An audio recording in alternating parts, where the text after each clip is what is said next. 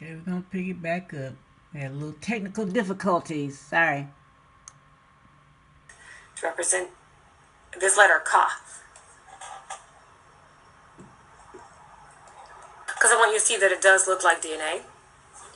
So this word Ka does not just mean destroy, burn up. It also means the DNA. So it's telling you something's wrong with this DNA. You'll be surprised what our forefathers knew. I'm telling you. Okay, but the Caucs, those from the Caucasus Mountains,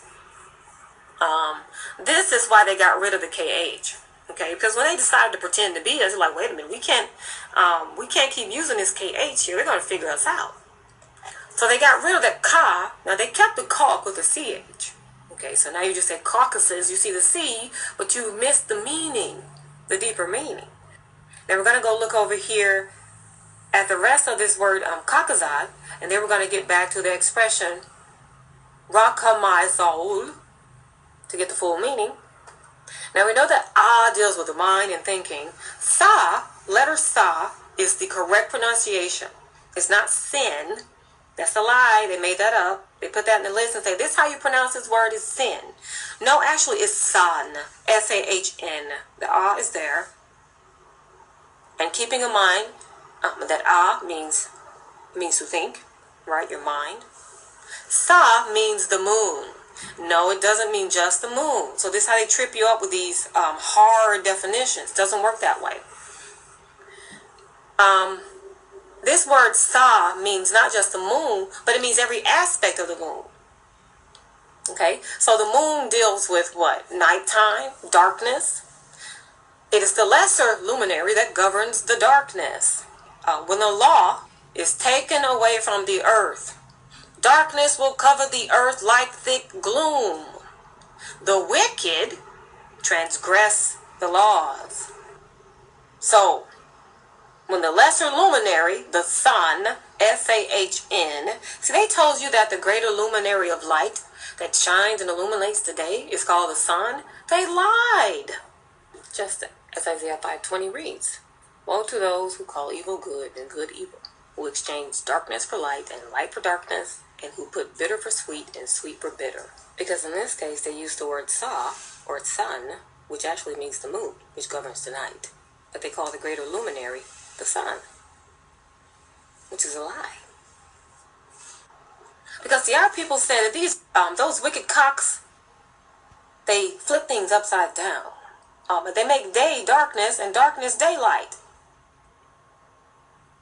Because that greater luminary that illuminates the day is not called the sun, it's called the Shayan, not Sa.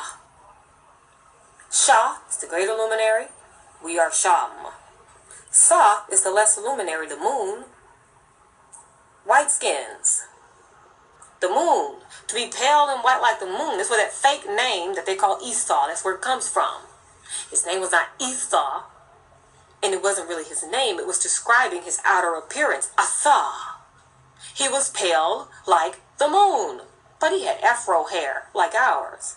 Another word that is used to describe that condition is called albinism.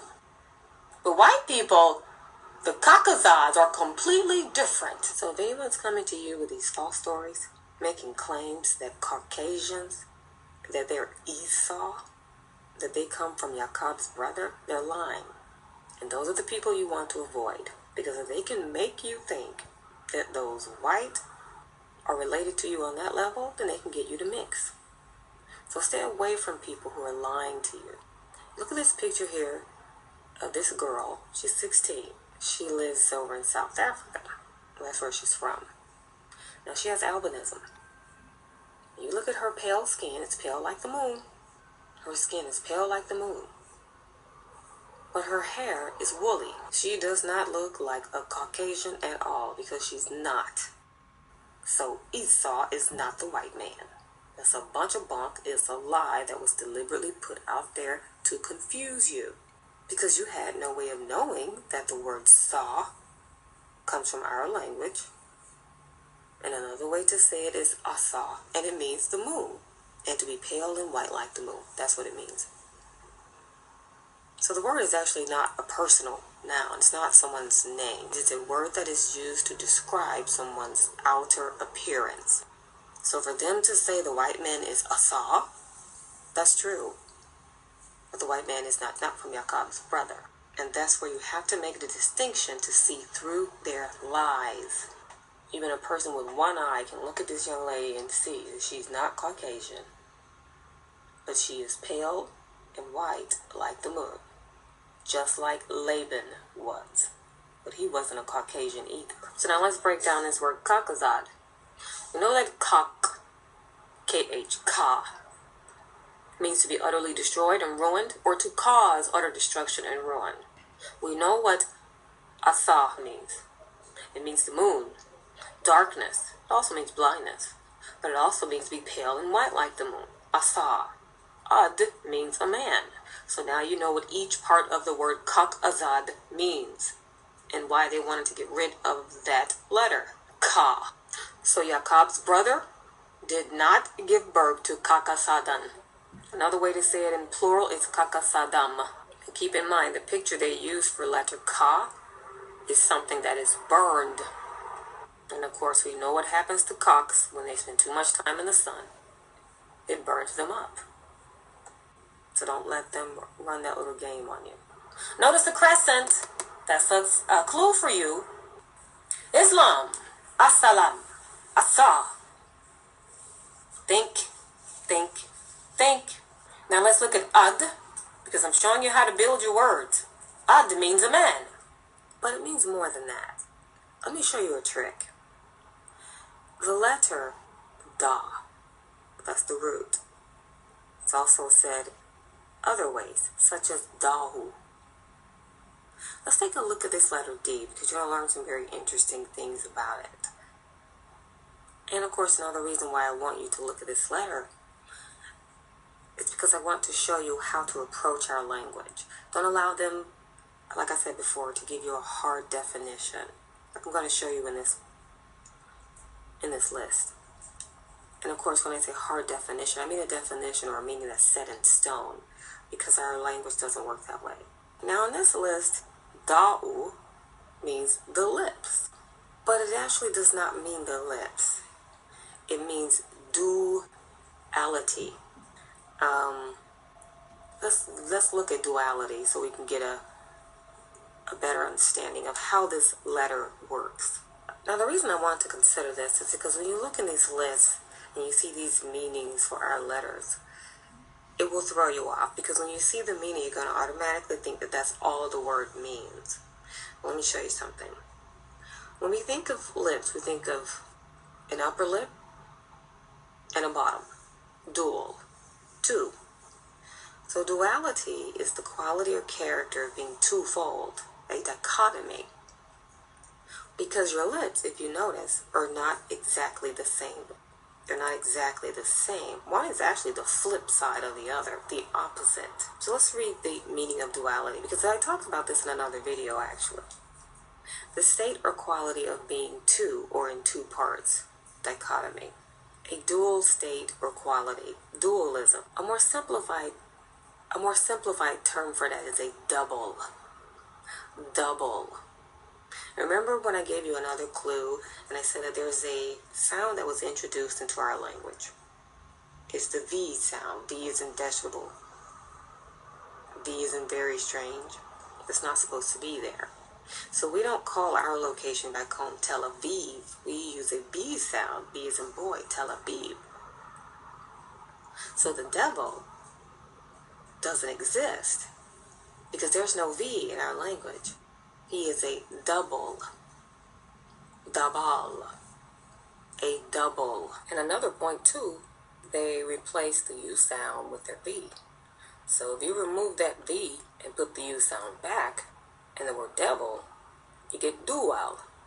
And that's where the word dual comes from, which is why I call them exactly what they are. Inverted duplicates. Because they are the inverted duplicates or doubles of us. They are the polar opposites, a living dichotomy. So when you hear the expression asad, and ad means a man, it has letter dahu in it. and it means a double. And you're probably wondering, okay, you need to explain this a little more, because how can a man be a double? Well, it would mean that a man would have an opposite or dual of himself. When the Most High made the first man, he made a double of him, but she was his opposite. His name was Ada, her name was Amma. When you put the two together, of course, you get the name Adam, but they trick you there too. And of course, in some cultures, they call her Anna with an N. And then, of course, her name was changed. But see, this is how deep, that is how deep our language is. There's so much more going on with these words and these letters than you realize. And they don't want you to realize that. So, for them to write the name, or the, I guess you could say the adjective, Asad, and use that Dahu letter there, they're telling you that not only are they white, but they are our dual. They are our double, or an inverted duplicate of us. Are you starting to see the big picture now? Now, since we've gone over an hour, we want to go ahead and conclude. However, I will do as I promised, and I will translate the entire expression from the song that you know is Rock My Soul in the Bosom of Abraham. Of course, we know that's not the correct way to say it, but I will translate it to our language for you. But before we do that, we want to finish with the rest of the letters for the expression Rak Hama Saul. We left off with Kaha, and now we arrive at the letter M. You know it is M in English, but we call it Amma, and we also call it Ama. Now, if you look in the list here, it just says it's water. However, remember the advice that I gave you about those hard definitions. It's not water, it's all liquids and fluids. That's what this symbol, this hieroglyph, I guess you could say, represents. And of course, because we refer to nature, we know that this symbol, because it deals with liquids, then it deals with fluidity, especially in terms of movement. It's the only thing in nature that moves this way. Then that letter, this hieroglyph or symbol, this is what it means. So, in terms of the Most High coming down, because this is what our people requested when they said Rakhama, we know that water comes down from the sky, from the clouds. So this is why they used the expression Ama. That's of course the feminine. And then of course we think of violent thunderstorms, hurricanes, typhoons, things of that nature. They come through and they utterly destroy. Hama. There are other ways to say it in our language as well. So this hieroglyph also deals with blood, because blood is fluid, a liquid. Bloodshed. Our people were requesting that blood be spilled, the blood of their enemies. And then right after Hama is Asa. We know who Asa is. We learned who Asa is. Not Esau, Asa. Your enemies, whites. They who are pale and white like the moon. Asa. That's what our people called them. That's where the expression Masa, that's where it comes from. The whites who oppress, who come down on you, or press down on you, to oppress. So when our people were calling whites Masa, not Massa, Masa, they weren't calling them master in that term, no. They were talking about them, they were calling them a name in Hebrew. They were describing what kind of individuals they were based on their actions. Masa. Rakahama Asa. And the last part is ul, aul. And it's breaking it down into all of its syllables so you can hear it. Rakahama Asaul. You're probably saying to yourself, I've never seen the letter ul or aul. Well, that's because you're looking in the wrong place. When you look here on the list, you're going to see the letter. or the word. You can call it a letter or a word. But it's describing an action because it has the "u" in it. That's an active verb. Now here you see the legs and the feet. So this means to step on, walk on, trample on, tread down. Tread down asa. Rakahama asaul. That's what our people were saying, and they were saying it in their own language. Now the last part of the song says, in the bosom of Abraham. Abrahama. Now our forefathers left us some breadcrumbs because they knew that the Most High would bring back to our memory our language. We'll bring our language back to our memory. So they gave us breadcrumbs so it would be easy for us to trace our steps and return to where we came from in terms of our culture and our language. Because without your language, there is no culture. I mean, can you imagine a society of mutes? And they can't even communicate by a sign language? Total and complete silence. So I'm sure you're wondering, how does the entire phrase sound in our language? Rock my soul in the bosom of Abraham. Well, we have the first part. Rakahama asaul. And then the final part, Anata kabarahamak. Anata kabarahamak. That's the last part. Because see, the breadcrumb they left us was this. The coke. The bosom is what they call it in English. The bosom. The wall of protection. And see, the name Kanak, they taught you to say Enoch. They took the first part off. Whites did that on purpose.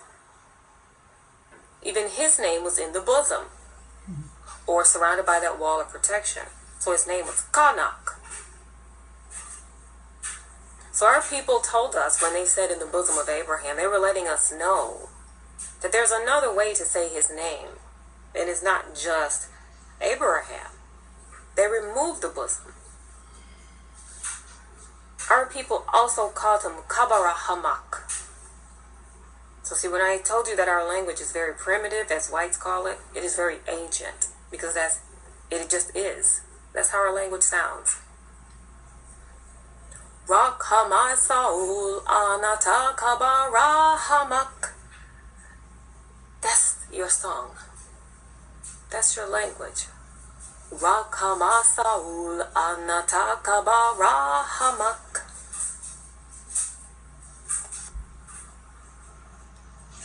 Our lands have been invaded.